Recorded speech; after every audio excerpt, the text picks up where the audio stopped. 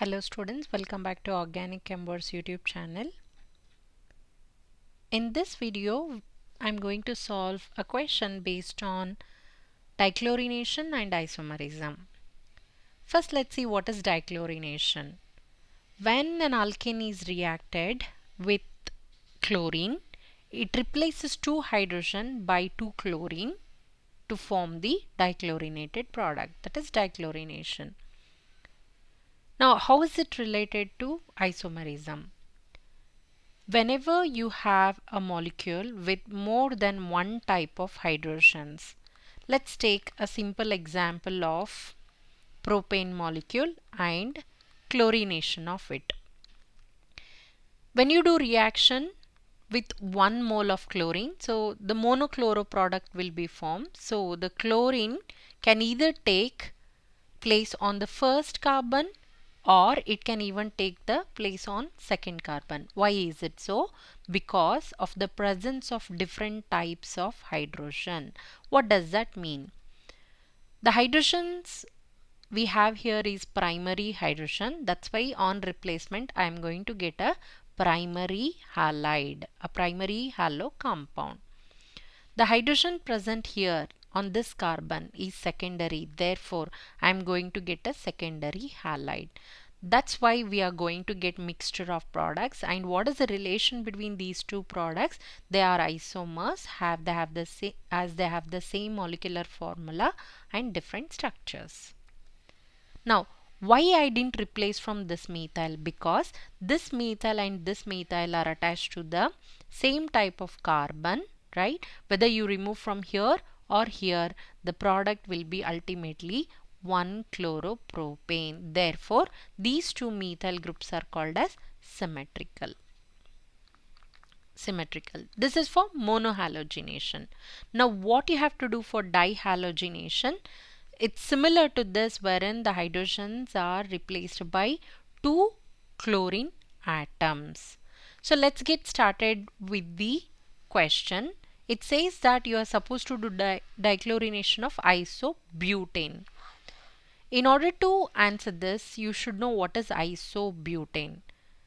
Remember children, whenever you come across iso, tertiary, like this, these terms are from common nomenclature. These are commonly used but not IUPAC. Okay, so you have to learn how to name the molecules by IUPAC, and also you should know the common names of the molecules. Right, I'll give you a simple trick how to remember this. Whenever you have a carbon attached to two methyl group, right, this is called as iso. This is called as iso. There has to be 3 carbon to form a iso. When you have like this is iso. Therefore, you write one more methyl over here and count the number of carbons. There are 4. Therefore, you can call this as isobutane. Like this. If you take CH2CH3, so altogether there will be 5 carbons. So then you can call it as isopentane. If there are 6, isohexane, isoheptane, it goes on. So now you know this is the group which will make it as iso. If there is a chlorine, I can even call it as isopropyl chloride, like that. Okay, I hope you have understood that. Now, once we established what is iso, right, we can write the isobutane structure and you can write the products for it. So whenever you do isomerism with respect to halogenation, remember students, you need to know the primary, secondary, tertiary hydrogens, and also you should know which is a symmetrical group. Okay, what I meant by that is, say I am going to use isobutane. This is isobutane. I'll show you how to write bond line structure also, so that you can save some time in the exam. Okay, so now when you do halogenation, right, so assume we are using 2 mole or excess, then you have to replace 2 hydrogen by 2 chlorine in one reaction. Okay, so first these methyl groups, whatever we have, they are all symmetrical.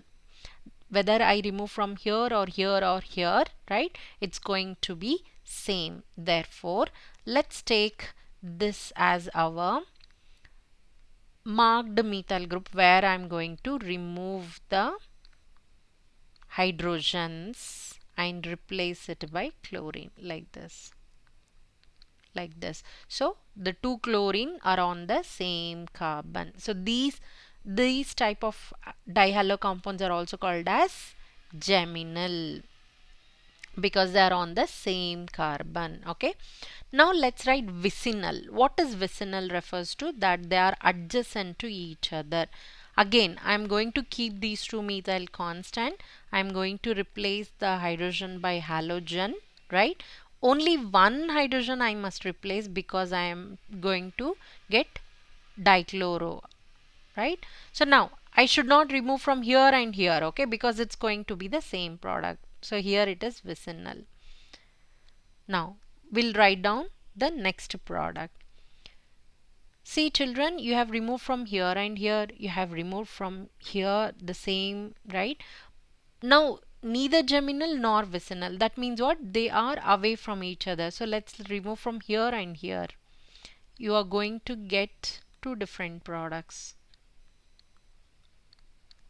right? So CH2. I'm going to write Cl here and Cl here. So this is a different product. Check again if there is any other possibility. Yeah, take some time and you can check again. Yeah, I don't think so, right? Therefore, how many possible structures you can write? So there is 1, 2 and 3. Geminal, vicinal, neither. So we get 3 possible products, right? Therefore, the right option is option C. As I told you earlier, how to write bond line structures so that you can save some time, I told you, right? So you can only compare how much time I take to write the products here, all right? So let's write down bond line structure. What are bond line structure? They represent the bonds as lines, and we tend to not to show the carbon and hydrogen in them, right? We always show the hetero atoms like oxygen, chlorine, bromine, nitrogen, etc. So how do you write isobutane? Isobutane is this 1, 2, 3, 4 carbon, right? So here and here you can remove, or maybe we can start like this on the same carbon, right? So you can remove from the same carbon geminal. Let's write vicinal because they are adjacent 1 and 2, neither, right? So how do you do that? Here, here and here. These are the 3 possible structures. This hardly takes time, okay? And remember children, there is no formula to predict the products. It's just how you practice these. You have to practice more and more. Only then you will have an idea how to solve such questions based on isomerism. I hope I made it clear. Thank you for watching this video.